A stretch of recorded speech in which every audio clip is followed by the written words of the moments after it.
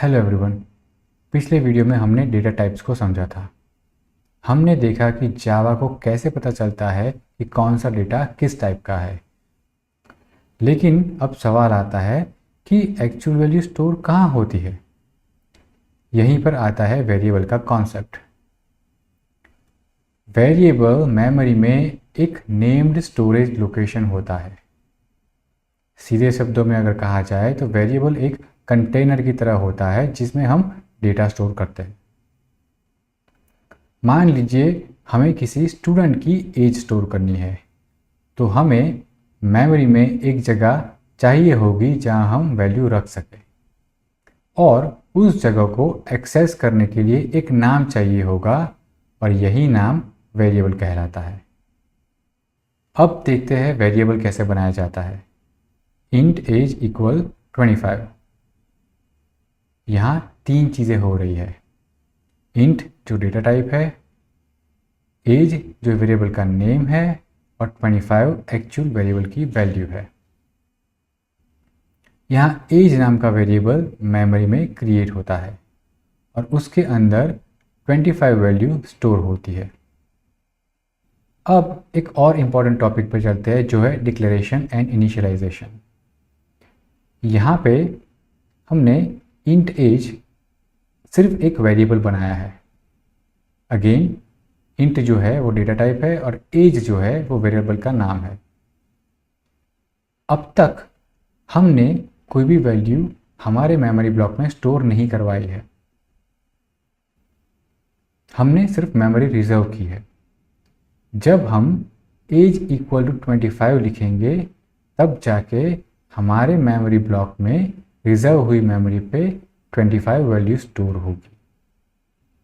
अब एक और सवाल आता है कि वेरिएबल की ज़रूरत क्या है, हम वैल्यूज़ डायरेक्टली यूज़ क्यों नहीं करते।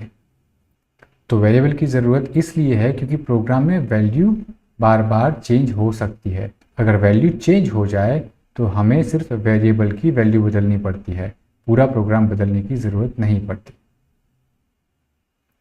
अब तक हमने वेरिएबल का बेसिक कॉन्सेप्ट समझा, लेकिन जावा में वेरिएबल भी अलग अलग प्रकार के होते हैं। वेरिएबल के मुख्य रूप से तीन प्रकार होते हैं: local variable, instance variable and static variable. तो चलिए पढ़ते हैं लोकल वेरिएबल की ओर। जो वेरिएबल मेथड के अंदर बनाया जाता है उसे लोकल वेरिएबल कहते हैं।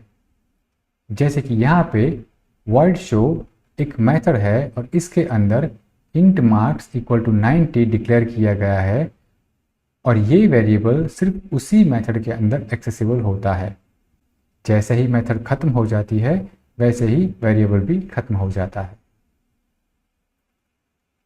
अब बढ़ते हैं दूसरे टाइप के वेरिएबल पे, जो है इंस्टेंस वेरिएबल। जो वेरिएबल क्लास के अंदर लेकिन मेथड के बाहर बनाया जाता है उसे इंस्टेंस वेरिएबल कहते हैं। जैसे कि यहाँ क्लास स्टूडेंट इंट एज। ये वेरिएबल हर ऑब्जेक्ट के लिए एक अलग कॉपी बनाता है। अगर स्टूडेंट के 5 ऑब्जेक्ट बनाए जाए तो हर एक ऑब्जेक्ट का अपना एक एज वेरिएबल होगा। और अब बढ़ते हैं स्टैटिक वेरिएबल की ओर। जो वेरिएबल स्टैटिक कीवर्ड के साथ बनाया जाता है उसे स्टैटिक वेरिएबल कहा जाता है। जैसे कि यहाँ class student static string college GTU। ये वेरिएबल पूरी क्लास के लिए कॉमन होता है। अगर स्टूडेंट क्लास के 100 ऑब्जेक्ट बनाए जाए तभी भी कॉलेज की सिर्फ एक ही कॉपी बनेगी और वो हर कोई ऑब्जेक्ट के साथ शेयर होगी। अब बढ़ते हैं वेरिएबल के बेसिक नेमिंग कन्वेंशन रूल की ओर। वेरिएबल का नाम नंबर से शुरू नहीं हो सकता, वेरिएबल के नाम में स्पेस नहीं हो सकती, और वेरिएबल का नाम मीनिंगफुल होना चाहिए। जैसे कि इंट स्टूडेंट एज, ये एक अच्छा वेरिएबल नेम है क्योंकि इससे पर्पस समझ आता है। तो वेरिएबल सिर्फ सिंटैक्स नहीं है, ये वो मैकेनिज्म है जिसकी मदद से प्रोग्राम डेटा को स्टोर, अपडेट और रीयूज़ करता है, और बिना वेरिएबल के प्रैक्टिकली कोई मीनिंगफुल प्रोग्राम बनाना पॉसिबल ही नहीं है। आशा रखता हूँ कि ये वीडियो आपको वेरिएबल्स को समझने के लिए हेल्पफुल हुआ होगा। Thank you for watching.